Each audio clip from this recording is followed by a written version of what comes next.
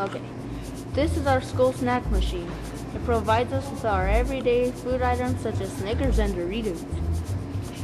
This is our prototype, the drink vending machine. It provides easy access to drinks we love such as water and apple juice.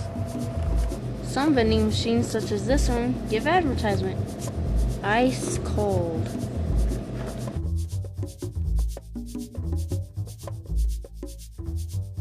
This area on a vending machine is where the machine receives the money.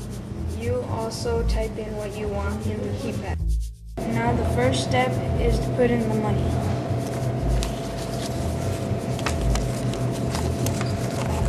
Wait a minute. There we go. Oh, no!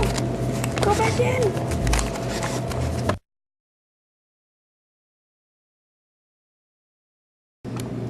Here are two types of dollar bills, one perfect and one wrinkled. Which one will be suited to use on the vending machine? If you chose the perfect one, you're right! Yes. No. Yes.